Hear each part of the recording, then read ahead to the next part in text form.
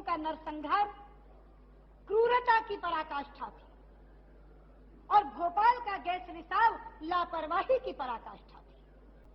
ये मौत भोपाल में उस दिन अचानक नहीं बरसी थी, एक औद्योगिक आपराधिक लापरवाही का मामला है।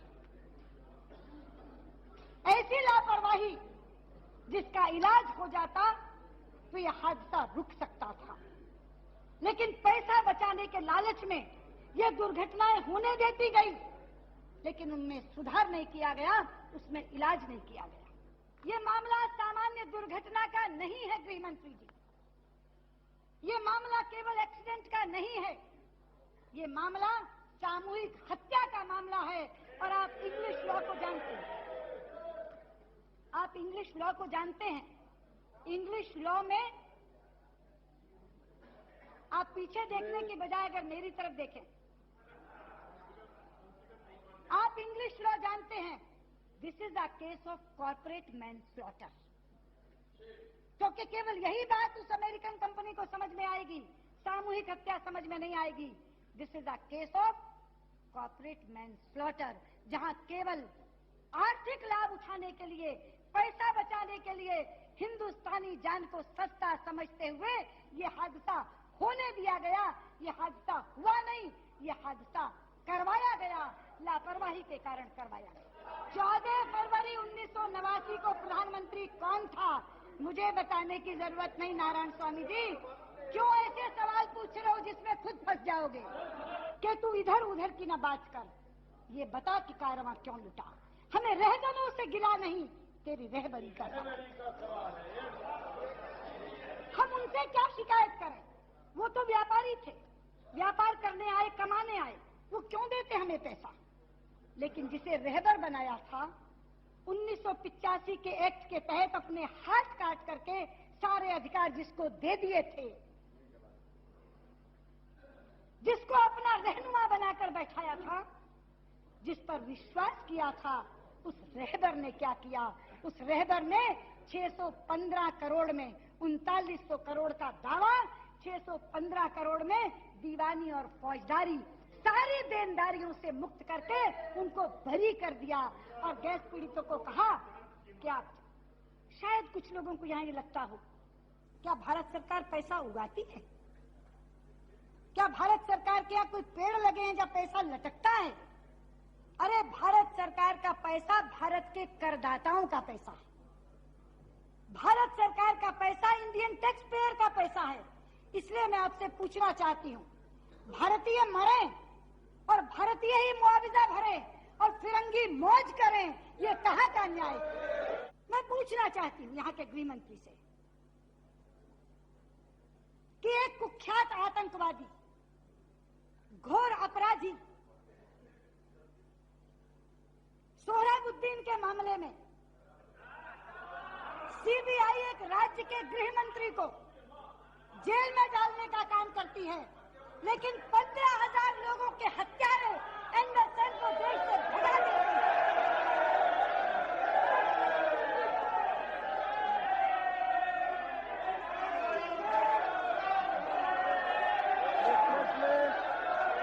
इस फैक्ट्री में आज भी 20,000 मीट्रिक टन रसायन बचा हुआ है। उस कचरे का विनाश कैसे किया जाए, उसको नष्ट कैसे किया जाए, ये एक बड़ा यक्ष प्रश्न बना हुआ है।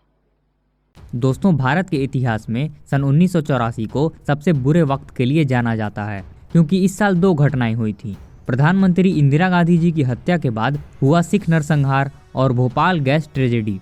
हालांकि इन दोनों घटनाओं में 1 महीने का अंतर था, लेकिन फिर भी इसमें हजारों लोग मारे गए थे। और आज हम जिस मिनी सीरीज के बारे में बात करने जा रहे हैं वो इन्हीं दोनों घटनाओं के तालमेल पर आधारित है।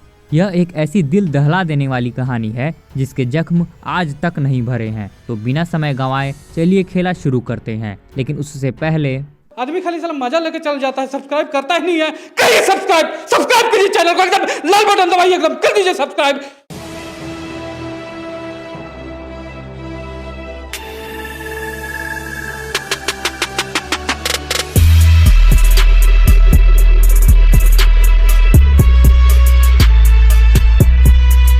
The railway man, the untold story of Bhopal 1984। यह कहानी इस बात को साबित करती है कि सुपर हीरोज सिर्फ कॉस्ट्यूम में नहीं आते हैं, बल्कि अपनी जान पर खेलकर किसी की जिंदगी बचाने वाला हर इंसान एक सुपर हीरो होता है। कहानी में हम देखते हैं कि भोपाल शहर में आबादी वाले इलाके के बीचों बीच यूनियन कार्बाइड नाम की एक अमेरिकन पेस्टिसाइड फैक्ट्री है, जहां पर लापरवाही अपनी चरम सीमा पर हो रही थी। अपनी कंपनी को घाटे से बचाने के लिए वहां का मैनेजमेंट बिना किसी ट्रेनिंग और एक्सपीरियंस के ही मजदूरों को नौकरी पर रखा हुआ था। केमिकल्स के रख रखाव और उनकी सेफ्टी को जानबूझकर इग्नोर किया जा रहा था। सारा काम बस एक अंदाजे पर चल रहा था, लेकिन अब ये सब आखिर कब तक चलता। तो इसी लापरवाही के चलते एक दिन चैम्बर पाइप्स को धोने के बाद दोनों तरफ से सील नहीं किया जाता है, जिस वजह से पानी स्टोरेज टैंक के केमिकल से रिएक्ट कर जाता है। दरअसल उस फैक्ट्री में MIC यानी मेथिल आइसोसाइनेट स्टोर किया जाता था। यह एक्सट्रीमली फ्लेमेबल और कलरलेस लिक्विड जब पानी के साथ रिएक्ट करता है तब मेथिलमाइन और कार्बन डाइऑक्साइड बनाता है, और ये दोनों ही गैस किसी भी जीवित प्राणी के लिए बहुत खतरनाक हैं, क्योंकि ये ऑक्सीजन को भी जहरीला बना देता है, जो सीधा आंखों, चेहरे और फेफड़े पर अटैक करता है।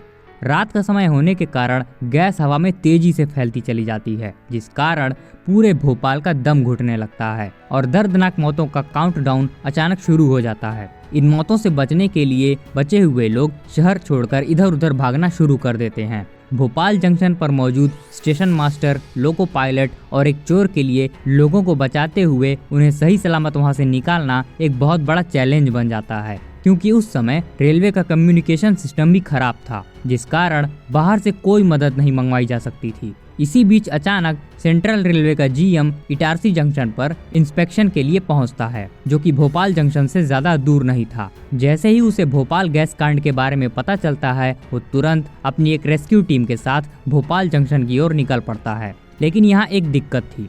उसी लाइन पर गोरखपुर से एक ट्रेन आ रही थी, जिसमें लगभग 1000 लोग थे, यानी लोग खुद चलकर अपनी मौत के मुंह में आ रहे थे। तो अब चारों प्रोटैगनिस्ट मिलकर कैसे बचे हुए लोगों को बचाने की कोशिश करते हैं, यही इस मिनी सीरीज में दिखाया गया है। अब चूंकि इस मिनी सीरीज का नाम ही दी रेलवे मैन है, इसलिए इसका फोकस मैक्सिमम रेलवे डिपार्टमेंट पर ही रखा गया है।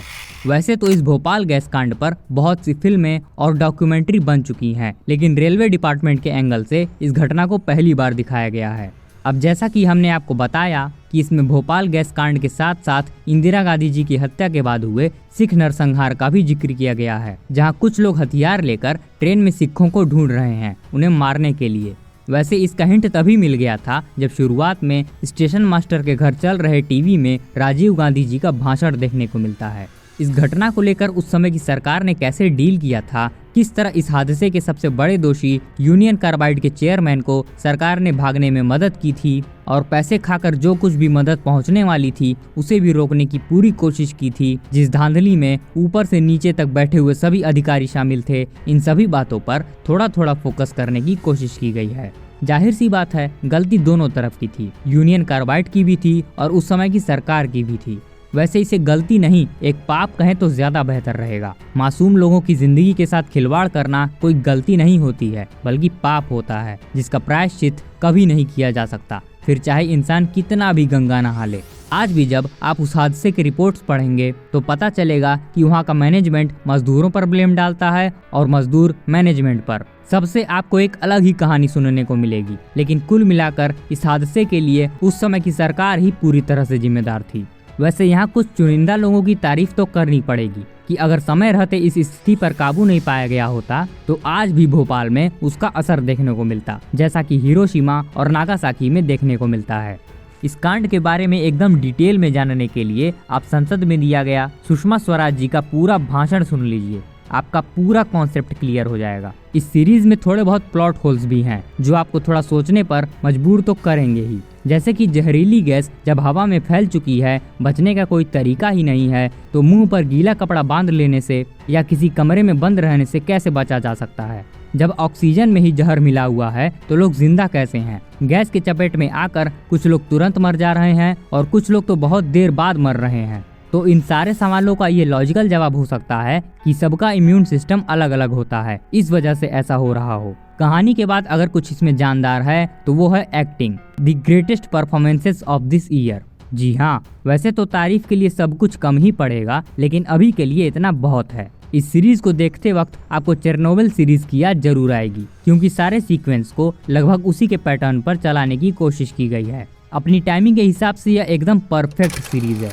तो ओवरऑल अगर आप कमजोर दिल वाले हैं तो इस मिनी सीरीज को बिल्कुल भी मत देखिएगा, क्योंकि इसमें ऐसे ऐसे सीन्स हैं जिसे देखने के बाद आपका दिल दहल उठेगा। वैसे तो ये सबके लिए मस्ट वॉच है, ना देखने का तो कोई सवाल ही नहीं है।